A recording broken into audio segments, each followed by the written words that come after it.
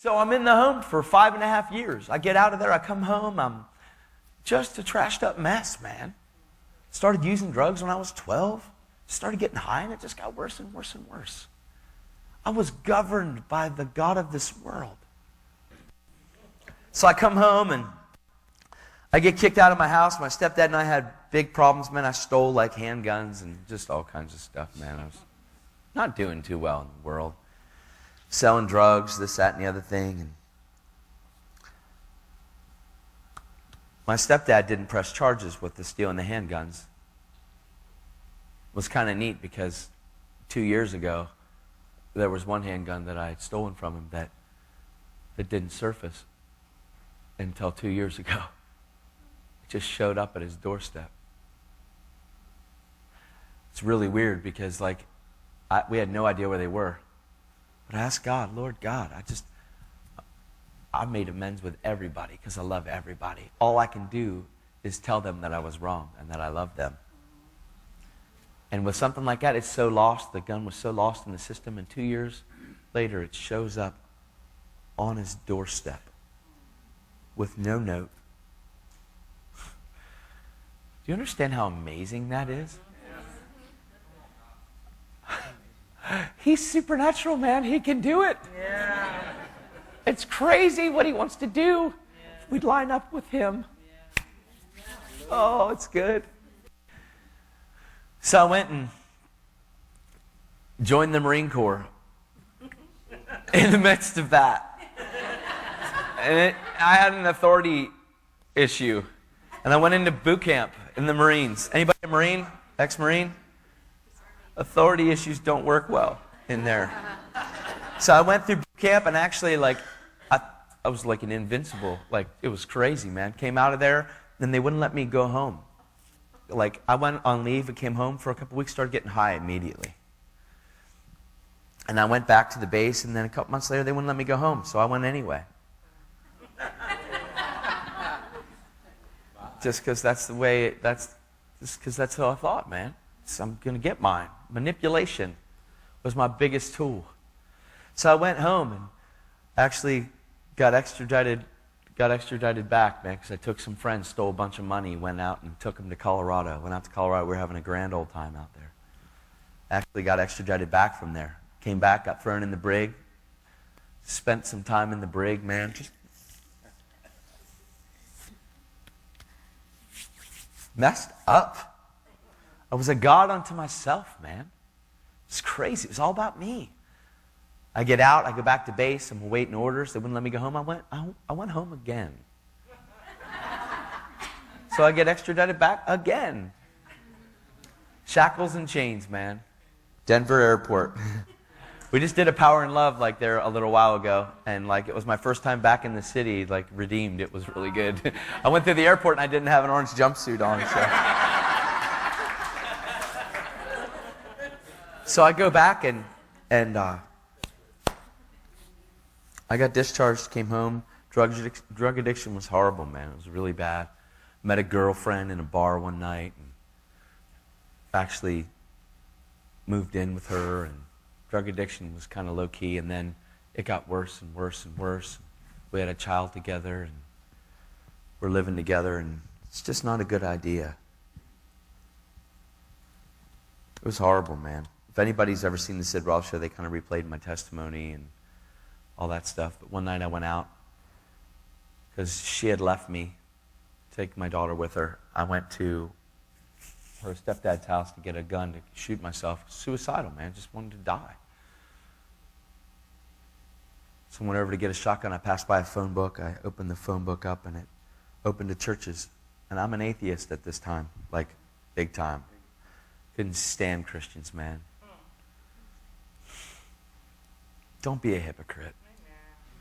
Just knock it off. There are people in your family that need to see Christ in you, man. There are people that you walk with. I'm talking about being the light. Walking in the light. Don't allow your mind to get all messed up with stuff, man. Walk in the light. Be a real man or woman of God. Be who you say you are. There's somebody around you is looking at you and watching your life. And the reason why they're not jumping in this thing is because they're watching your life and it's way out there. And I'm not pointing the finger at anybody. I'm telling you, this is reality. God reality says we're supposed to act like and walk like who we say we are.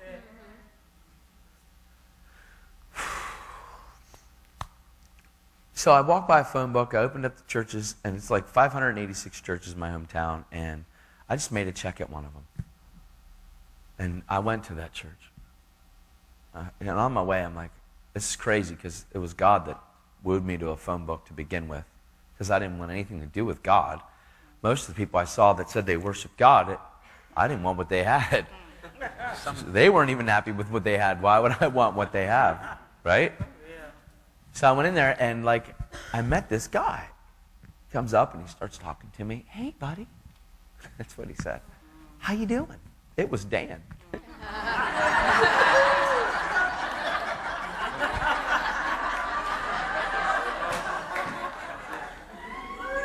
Trouble in River City. He's like my papa.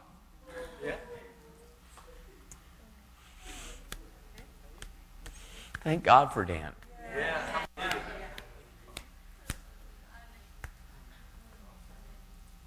he started to talk to me about righteousness. And I said, man, you don't even know where I've been, man. Come on, dude. And my language was different because I didn't know. So I'm swearing and telling him, man, if you effing only knew this, that, and the other thing, and I'm like really pretty bad. Pretty bad. And Dan's just smiling at me. Yeah, but listen to what he's done. And he starts sharing that stuff, man. I'm like, dude, this is crazy. And I'm crying. I have no idea why I'm crying. And so I prayed the prayer.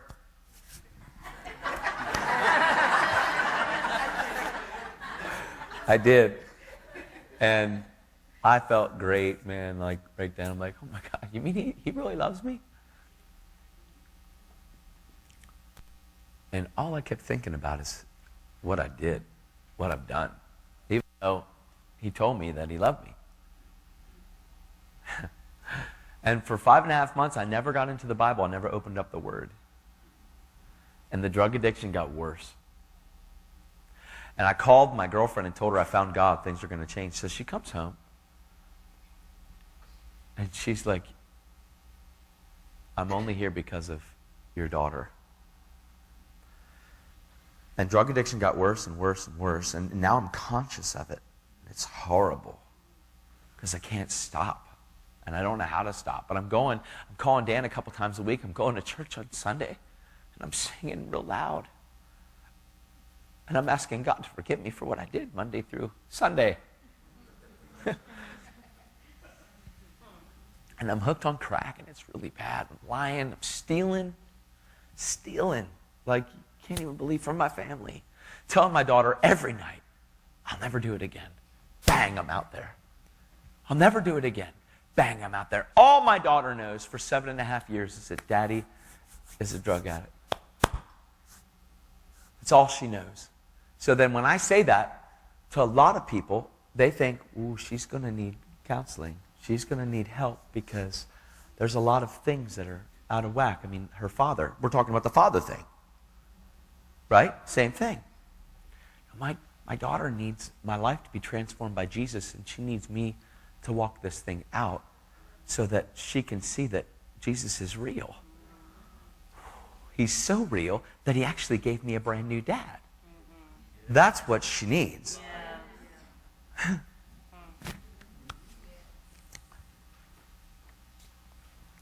So about 5.5 months later, I go out one night and my girlfriend's sleeping, my daughter's sleeping. It's horrible, man, because I become the very hypocrite that I despised my whole life. So I went out one night, they were sleeping. I went out in town, I went down the street that I usually go to in my hometown and picked up this kid, got the crack in my hand. I told him I was a cop. I read him his rights. Now this kid's 15, he's from New York City, he's not from a small town, he's from a big town, he doesn't play. So I pulled over, I said, step out of the car, put your hands on the hood, and when he did, he unloaded a 9mm at me from 10 feet away. And a voice entered my Jeep, said, I took those bullets for you. Are you going to live for me yet? 10 feet away. A voice. And the shots are echoing. I went and did the drugs, didn't get high. It was nuts, man. I get home, my girlfriend is waiting to tell me how much she hates me. And I said to her, I gotta go. She said, you do, I hate you. So 3 days later, I went to Teen Challenge. And I went to Teen Challenge. I wasn't allowed to see my daughter or my girlfriend. My girlfriend for a year, but my daughter for like 4 hours once a month. And it was a hard day, because I had to tell my daughter, I got to go. Daddy, I don't want you to go. Honey, I'm not good for you right now. I need to know about this Jesus, because he spoke to me, and I need to know him. So I went there for 2 months, and I'm in Teen Challenge for 2 months, and I'm just reading the Word. I have no idea what I'm reading, because it's like I have ADHD. Like, I had ADHD, and I couldn't read. Everything I read, I'd forget everything I read, so why read? I couldn't retain it. I was like, that was great. I'd read a chapter, and nothing would be there at all. And you read a regular book, and you can't get it. When you read the Bible, you're in big trouble. But I didn't understand the Bible's not meant for my brain. See, the problem is we think it is, and it's not. Because when you read it in a theological way, see, I told you that the Bible, that the Christian life is highly theological, but only through practical application.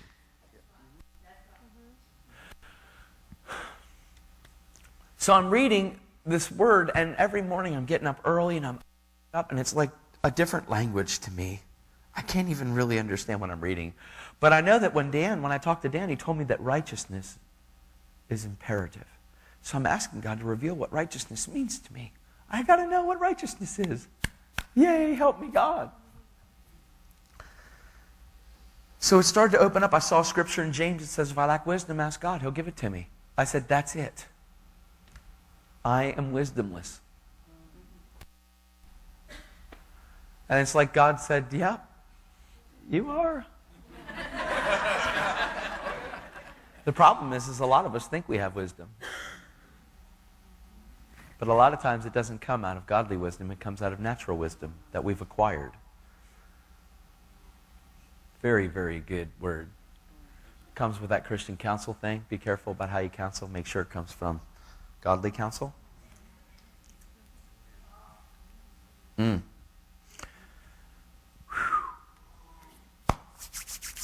So 2 months later, I have an encounter with a homeless man on the street, man, and he preached the gospel, man. The guy was wearing like floods and swim goggles on his head and pushing a shopping cart.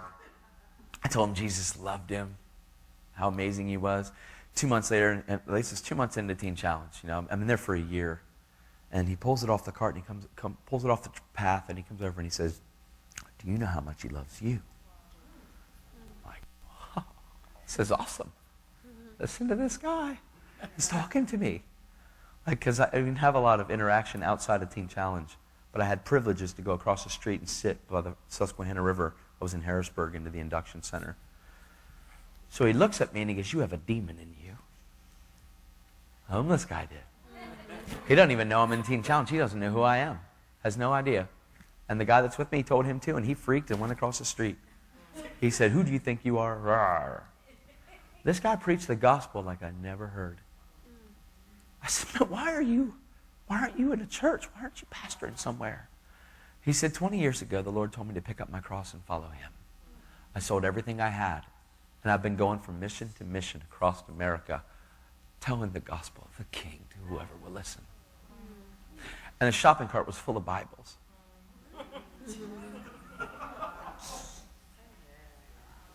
That's crazy. It's nuts. It's God.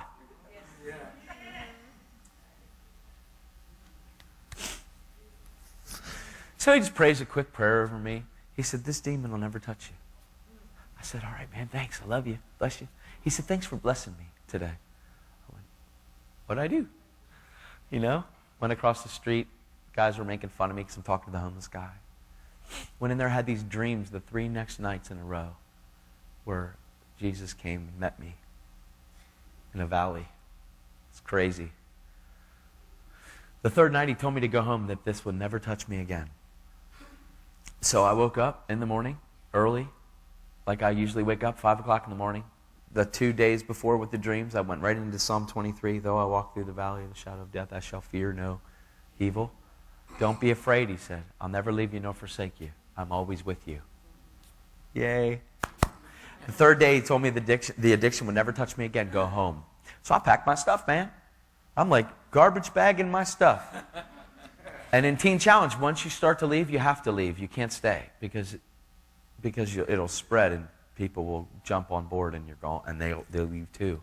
And everybody flipped on me and freaked on me and told me how I'm never going to make it and everything. Why? Because it's a way that seems right to a man. I called Dan. I said, man, I got to go. I said, I need you to come pick me up. He said, Todd, is this God? He said, I met Jesus last night. And then 2 nights before, he said, I'm on my way. He didn't question me. Because love always hopes the best.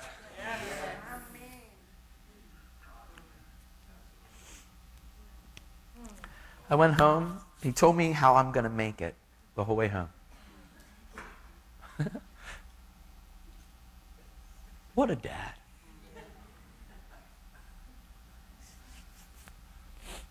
I started to learn when I was in there that God doesn't see my past. That he's not a God of my past. Satan is. Satan is the God of your past. God is the God of things present and things to come. If you don't understand the shepherd's voice, you'll think that the God of your future is bringing up the God of your past. And you will be way whacked out every day of your life. And you will not be able to receive the love of God. Because there is no rear view Christianity allowed. This is powerful stuff that I'm about to share with you. But I want you to get this, because if you don't get this, you cannot plow a field looking back.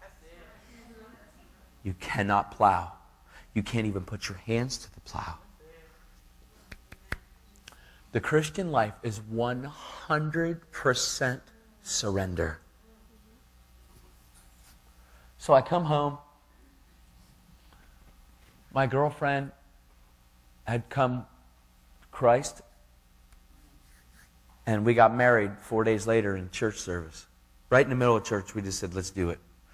So my girlfriend of all those years that I destroyed our life, the mother of my daughter, we got married 4 days later, and she's my most amazing wife. It's redemption. It's ridiculous. It's not even normal, but it should be.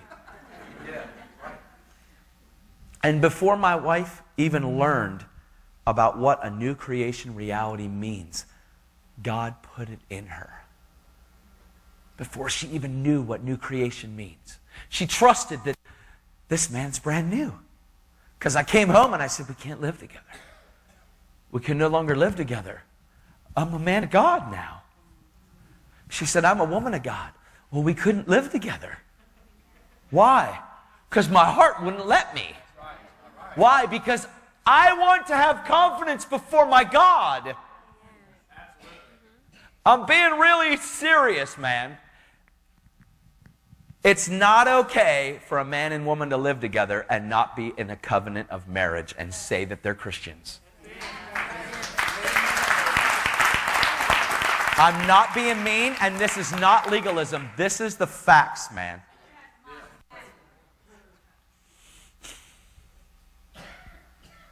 This is not legalism. This is the gospel. If you think the red letters are legalism, we're in big trouble, man.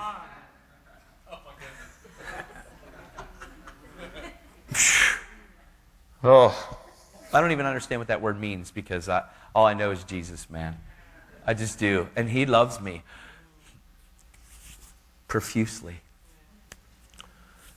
So now the first thing that I had to understand was, how could God possibly not remember my past? How could he not? So has anybody ever struggled with this, what I'm talking about? Like your past trying to reach up and grab who you are? That's all? Wow, where do you guys go to church? Like, who are you? And Dan preached a powerful message last night.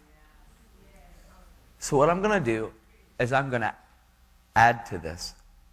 Because if this gets established in your life, you will walk in the love of God all the days of your life.